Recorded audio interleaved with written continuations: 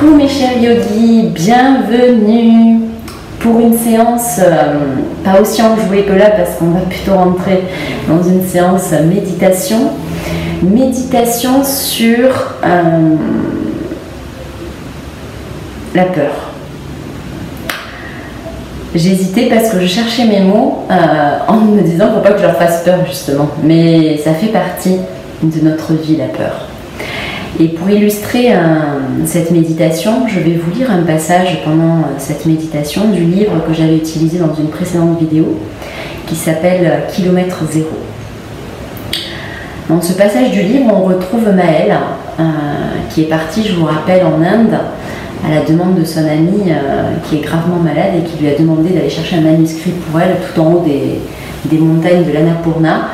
Et Maëlle part parce qu'elle sait que c'est une question de vie ou de mort pour son amie et que ce manuscrit peut peut-être la sauver.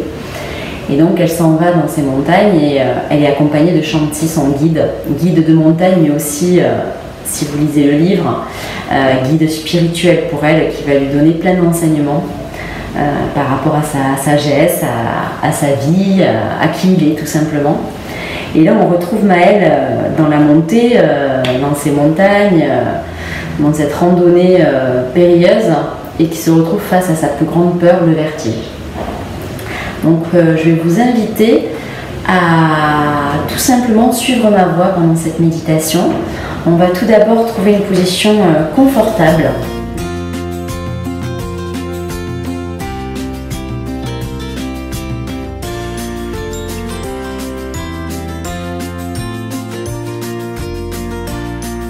Moi je me suis mise en tailleur, les talons positionnés dans l'axe avec un petit support sous mes fesses pour avoir mon dos bien droit. Je vous rappelle qu'en méditation il faut que votre dos soit actif, donc si vous êtes assis sur une chaise, avancez-vous légèrement pour pouvoir vraiment redresser votre dos. Si tel n'est pas le cas et que vous êtes obligé de rester avec le dossier de votre chaise, avancez un minimum pour poser un coussin et activer au moins ce bas du ventre et cette colonne vertébrale.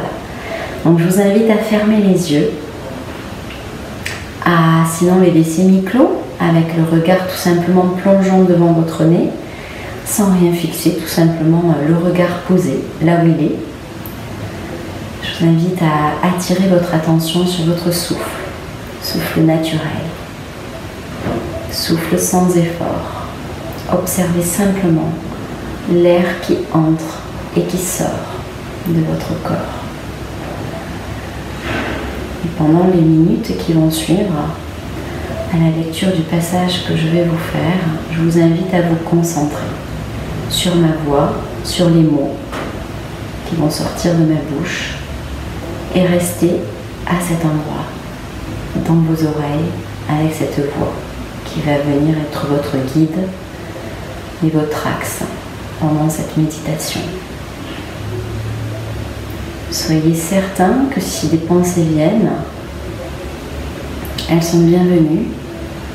Vous aurez simplement à revenir à ma voix et au son de ma voix.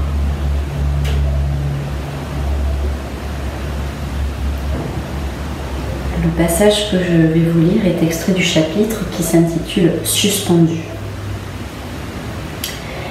Et le sous-titre de ce chapitre, c'est une phrase de Nelson Mandela qui dit, ouvrez les guillemets, « Cela semble toujours impossible jusqu'à ce qu'on le fasse. Point, fermez les guillemets. »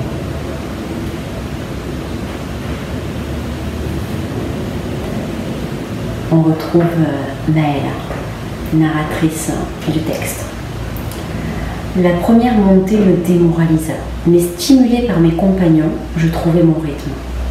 Les sommets de l'Annapurna attiraient mon attention, amoindrissant les difficultés physiques. L'ascension dura plus d'1 heure. Comme me l'avait dit Shanti, mes muscles, une fois chauffés, répondaient plus docilement jusqu'au moment où je m'immobilisais, tétanisé. Mes jambes se mirent à trembler. Je me tournai vers mon guide, mais ne pus sortir un mot. La vue d'un pont suspendu d'une centaine de mètres juste devant nous me paralysa. La peur du vide était insurmontable. Je devins blême, proche de l'évanouissement. Shanti comprit mon malaise et plaisanta. « Que se passe-t-il, Maëlle ? Ne me dis pas que la traversée du maudit Cola t'effraie. Je ne pouvais imaginer mettre un pied sur cette surface ajourée, culminant à quelques centaines de mètres de hauteur. Mon corps se raidit, mon cœur s'accéléra, je sentis la terre se dérober sous mes pieds. Shanti se précipita vers moi et m'assit sur un rocher. J'ai une peur panique du vide, Shanti. Il m'est impossible de passer ce pont. Peut-on emprunter un autre chemin? Je crains que non. Nous ne pouvons accéder à la vallée sans le traverser. Ma route s'arrête là, Shanti. Nous devons repartir dans l'autre sens. Puis Shanti s'accroupit près de moi et me demanda avec douceur ce qui m'effrayait. Je ne peux pas l'expliquer, le vide me donne le vertige. Malgré toute ma bonne volonté, je ne pourrais traverser. Je me levai décidée à rebrousser chemin. Shanti se mit à ma hauteur. Je comprends, mais nous n'allons pas abandonner. La peur est subjective, elle repose sur nos expériences antérieures. Tu as vu Tim s'amuser sur le pont? Son cerveau n'interprète qu'un passage sympathique. Le tien, à l'inverse, voit un risque de mort. Je saute un passage où un troupeau de buffles avec un jeune paysan traverse le pont sans difficulté et se retrouve de l'autre côté de la berge où se situe Maël. Shanti dit à Maël, il est temps pour toi d'expérimenter la virtualité de la peur. Comme tu viens de le voir, le pont peut supporter d'énormes charges. Des troupeaux le traversent depuis des années, il danse, se déforme mais il est toujours là. Ton cerveau imagine les pires scénarios, mais ce ne sont que des inventions. Rien n'est réel. Peut-être, mais mon malaise, lui, il est réel. C'est la même chose que dans un rêve, Maël. Tu veux dire un cauchemar, Shanti? Lorsque tu dors, reprend Shanti, rien ne te semble plus réel que ton imagination. Ton corps réagit aux émotions. Face à la peur, il se raidit, ton cœur s'accélère, ton souffle est court, mais lorsque tu te réveilles, tu sors de cet état de stress parce que le signal donné à ton cerveau est rassurant. C'est la même chose ici, tu es bloqué dans un cauchemar imaginaire. La réalité est tout autre, tu vois bien. Je comprends, mais c'est plus fort que moi. Tu dois le rassurer et contrôler tes pensées négatives pour sortir de cet état de panique. Commence par respirer profondément. Shanti prit 3 inspirations profondes.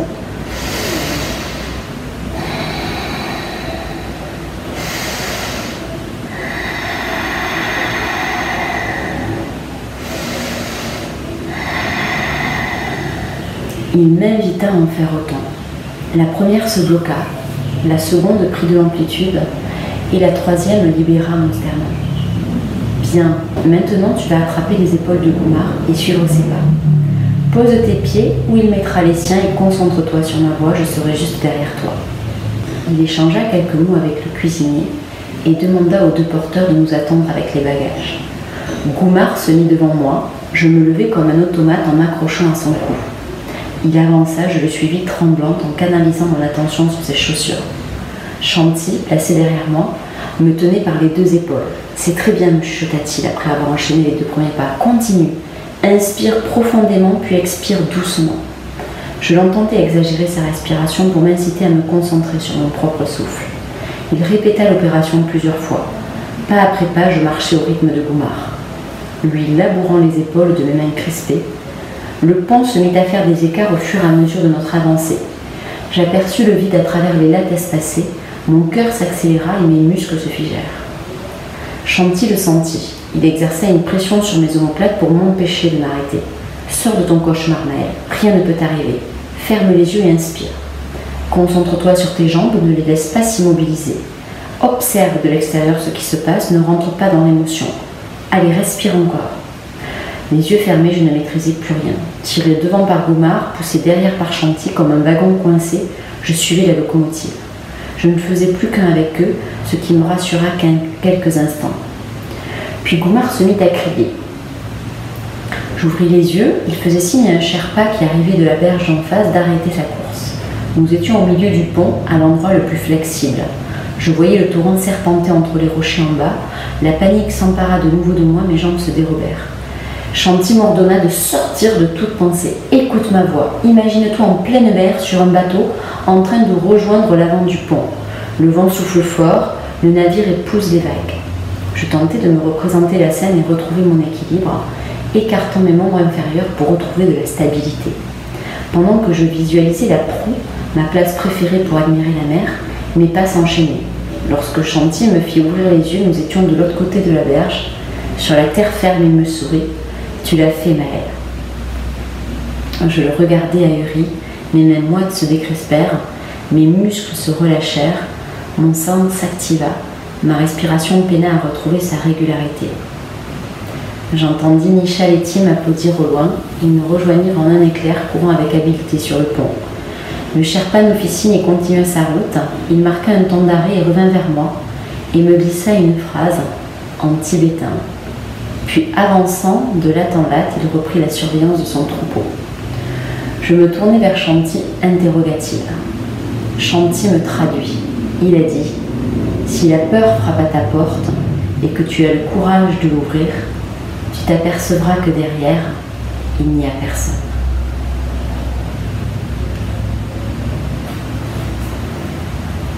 Je vous amène à digérer ces mots, ce récit de Maëlle sur ce pont suspendu, qui est peut-être pour vous une frayeur aussi, une peur incontrôlable. Et je vous invite à vous ancrer dans ce passage du livre, où finalement, qu'est-ce qui lui permet de traverser ce pont? C'est tout simplement de se concentrer sur sa respiration. Sa respiration lui fait prendre conscience de où elle est maintenant et ce qui est en train de se passer. La seule chose qui se passe quand on respire, c'est que notre corps avance au rythme où on le décide. Notre respiration est une armure incroyable, est un fascinant pouvoir.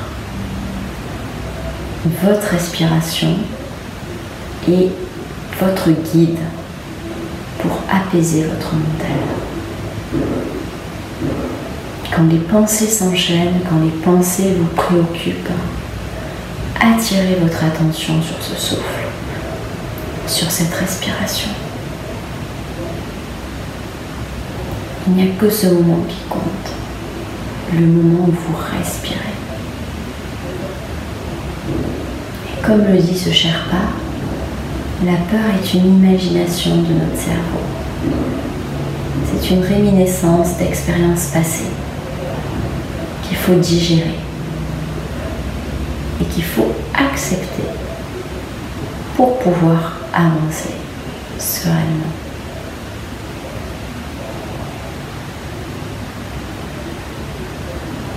Imaginez votre peur, celle qui vous vient là en premier, au moment où je vous parle.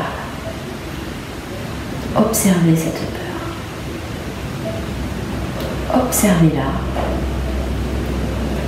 et revenez à vous, ici et maintenant. Il n'y a rien à faire, rien à accomplir, rien à combattre. Cette peur est dans votre esprit, mais elle n'est pas votre état du moment. Elle est tout simplement là. Elle est une imagination, une invention liée à des événements passés.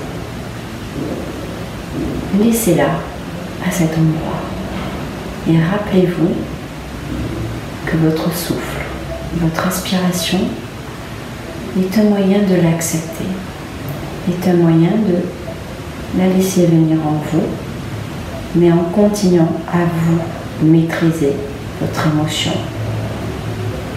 La peur ne peut pas venir vous paralyser, car votre souffle viendra vous secourir.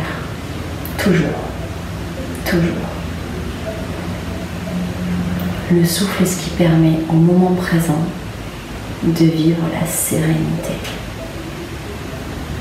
Je vous invite à vous concentrer sur votre bas-ventre et à pousser votre nombril vers l'extérieur sur les inspires et à le rentrer sur les expires.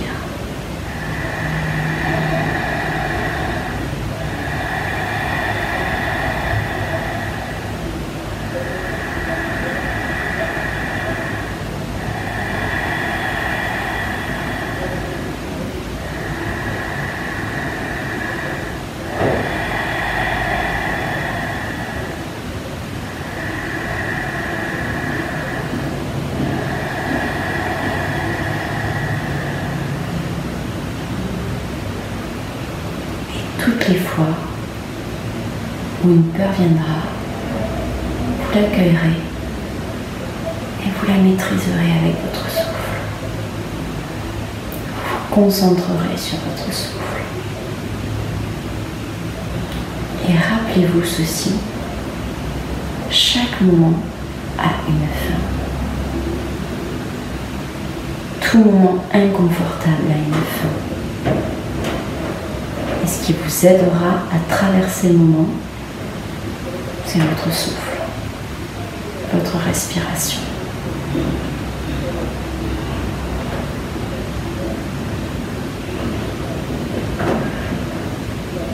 Prenez conscience de ce souffle, ici et maintenant.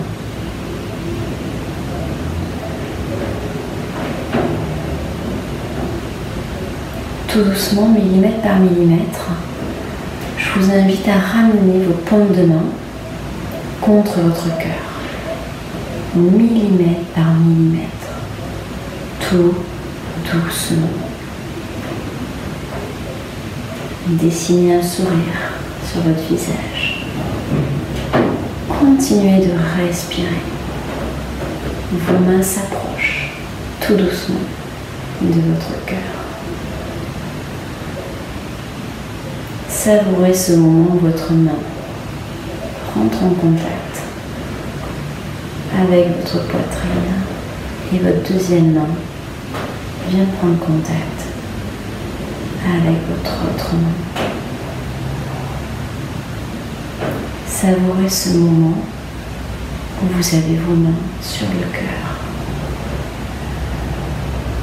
Cœur qui danse avec votre souffle. Si votre souffle est paisible, votre cœur est paisible.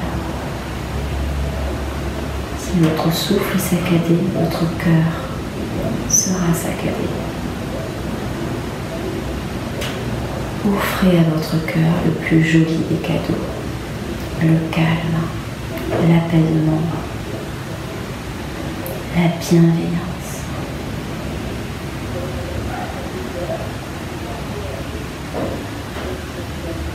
Remerciez-vous pour cette séance que vous venez de vous offrir. À 5, on va ouvrir les yeux tout doucement. Je vais compter à partir de maintenant. 1, 2, 3, 4, 5.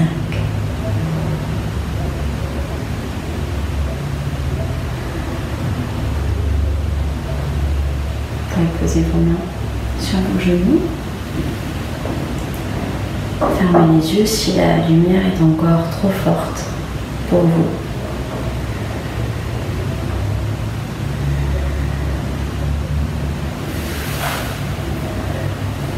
Remerciez-vous pour ce moment qui a peut-être généré de l'inconfort, généré des situations peut-être difficiles au moment de cette méditation. Et essayez de vous rappeler ce que dit ce Sherpa. C'est quand la peur vient, ouvrez-lui la porte et vous vous rendrez compte que derrière, il n'y a pas grand monde. Essayez cet exercice. Et dites-vous que la peur, c'est une fabrication de notre inconscient qui nous protège de quelque chose qui nous a tétanisé, affaibli petit, qui nous a laissé un souvenir mémorable. Il faut réapprivoiser notre corps pour lui dire que maintenant il n'y a plus de raison d'avoir peur. C'est un chemin. Et je vous rappelle que c'est le chemin qui compte. Donc, prenez soin de vous, prenez soin de vos peurs, j'ai envie de dire. Voilà, vos peurs, elles font partie de vous, donc c'est quand vous les accepterez qu'elles vont se diluer, comme beaucoup de choses, comme beaucoup de sentiments difficiles. Dès lors qu'on accepte que ça fasse partie de nous, qu'on l'accueille, et qu'on se dit qu'il est là pour quelque chose, et bien vous verrez que ça se dilue plus facilement. Faites l'expérience. En tout cas, je vous souhaite une magnifique journée, un enchaînement de bons moments, de moments tout court, qu'ils soient bons ou moins bons, des moments dans lesquels vous êtes présent. C'est ça que je vous souhaite en fait. Plus vous serez présent et plus les choses seront faciles. Ici et maintenant. Namasté.